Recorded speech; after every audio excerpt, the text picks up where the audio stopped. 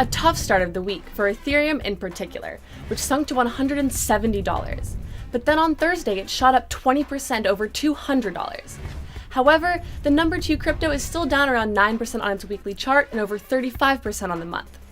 We asked some interesting people some interesting questions about what happened with Ethereum recently, and also to look into their crypto crystal balls and see what the future holds. Also this week, Vitalik thinks 1000% growth is for dreamers, ISIC sucks at crypto, extortion in India, and blockchain goes to college. Ladies and gentlemen, here is your weekly HODLers Digest. The ICO boom might now be an ICO bust. This August, startups raised a mere $326 million, the lowest since May 2017, compared to the seemingly improbable $3 billion average from January to March. ICOs on the Ethereum blockchain were widely credited for the precipitous rise of Ether's price in 2017. Now, the finger is being pointed at them for the crash, as projects cut their losses from the bear market by cashing out. Last week, Ethereum went into free fall, falling 15% under $200. As mentioned before, the ICO sell-off was the primary reason. But what were the others? Fudmeisters like Nouriel Roubini were out in force. But we also spoke to some crypto insiders for a more literate and balanced view. Forbes columnist Naeem Aslam, CryptoScam.com's Tony Vase, and Matthias Wiesel, co-founder and CEO at Verum Capital AG. A lot of ICOs that have raised money during 2017, maybe they raised 20, 30 million, but in reality in 2018, these 20, 30 million is nowhere close to even half of this. So now, when they raised 30 million and now in reality only have 10 million to spend on building the minimum viable product, now people are panicking. These ICOs that were so successful in 2017 during this boom are now selling their Ether positions. Do we even need Ether? I mean, people look for solutions on how the Ethereum network would potentially work. Without the ETH, people start questioning Ethereum, and then on the other hand, we have Neo, we have Stellar. People finally start really exploring other ways of conducting an ICO. This constant hype of Ether is kind of like pressing this price down and really creating volatility. There is absolutely no definitive answer from the SEC that Ethereum is not a security. It can still be ruled a security. So I think that realization had something to do with it, with the fact that people no longer had as much confidence in Ethereum.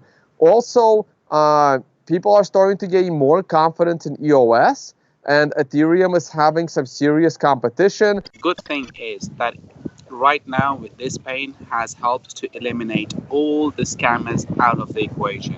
People are finding it extremely difficult to raise funds, and only good funds would be able to raise money when this bull market would come back. You look at the OTC transactions, you speak to any of the OTC desks, they are piling up on Ethereum and Bitcoin. So it's your retail investors which are getting shaken out. Speculators being shaken out. If you think whales are selling it, you need a reality check. Speculators beware. Our crypto lord and savior has spoken. There shall be no more 1000% growth in the blockchain space. The blockchain space is getting to the point where there is a kind of ceiling in sight, right? Like, if you talk to the average educated person at this point, they probably have heard of blockchains at least once. And so there isn't an opportunity for yet another 1000x growth in anything in the space anymore. Vitalik believes growth and innovation are about to plateau, and we won't see late 2017 growth again. But speak ye not of FUD, Noble Buterin is here merely to explain the time for hype is no more, and finally the time for real applications of real economic activity is here. Following his comments, Buterin clarified on Twitter that there is still room for growth, just not by 1000%. Crypto kitties will still be more expensive than actual cats. Be not afraid, children. Crypto can be only used for scams, money laundering, and terrorism. It's just a fact. Wrong. Actually, all of the Mr. and Mrs. FUDs out there, the crypto and blockchain industry is not innately illicit and should not be feared. It can be used both for good or ill, just like most technological innovations. This is according to a study from the U.S. House of Representatives Financial Services Committee. A congressional hearing concluded that cryptocurrency is a poor form of money for jihadists and cold hard cash is still king. Al-Qaeda and ISIS, for example, have not had success using crypto. The study mentions that the first terrorism funding campaign, Jehazona, conducted in 2016 in the Gaza Strip, was publicly visible on a blockchain. The fundraising campaign was managed by a group of jihadists who aimed to raise $2,500 per fighter with an option to pay in Bitcoin. The group reportedly raised the impressive sum of, wait for it, a little over $500 in Bitcoin.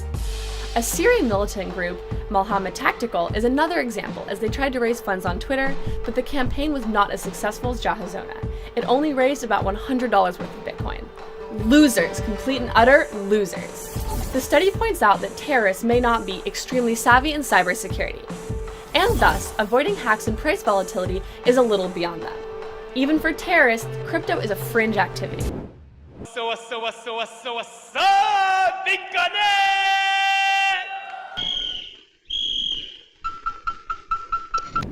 After police in India made arrests related to BitConnect, it appears that nefarious crypto activities still plague the South Asian country. This time, it's extortion. Nalin Kotadia, a government official, was jailed for 10 days in connection with a $1.3 million Bitcoin extortion case.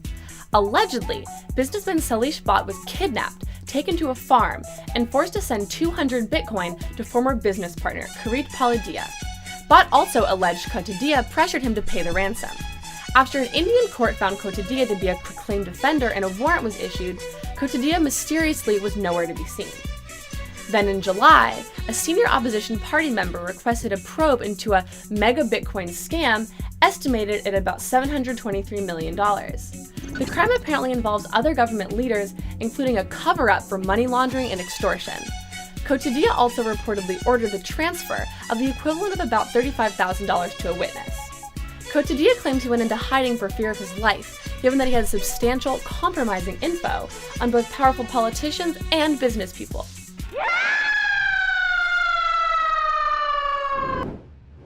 Not sure what classes to take at university? Have you considered blockchain? Blockchain classes are increasingly popular with students at top universities, including Cornell, Wharton, and UC Berkeley. Coinbase and Curiously surveyed 675 universities, and they found 9% had already taken a class and 26% of students wanted to take a class in blockchain. The classes on offer include blockchain and crypto economics, blockchain, cryptocurrency, and the distributed ledger technology. The class at Cornell was so popular that 100 students competed for just 25 places. We spoke to a few people involved with the courses themselves: Stephen Butolf, a student at Cornell, and Kevin Werbach, a professor at Wharton. For one thing, we had to implement some smart contracts on Ethereum. And they were typically very open-ended assignments, so you could kind of, like, if you had an idea, you could implement it and kind of run with it. And then at the end of the class, there was a large-scale project. So people would kind of focus in on one area. And I think that that's actually one of the most interesting things about blockchain right now is it's so young that even people without like doing significant amount of research into the space can come up with very interesting, very novel ideas that actually are very useful. They can see that there is increasingly there's opportunity that's extremely broad. So certainly anyone who's interested in financial services, which is a strong component of our student base at a place like Wharton, can see that whether you're talking about new fintech startup innovators or you're talking about any of the established institutional players, investment banks, and so forth, everyone's looking at blockchain.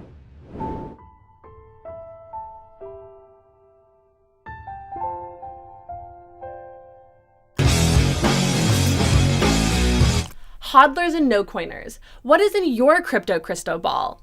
Let us know in the comments below. And as always, don't forget to like, subscribe, and hodl. Cointelegraph. Like, subscribe, and hodl.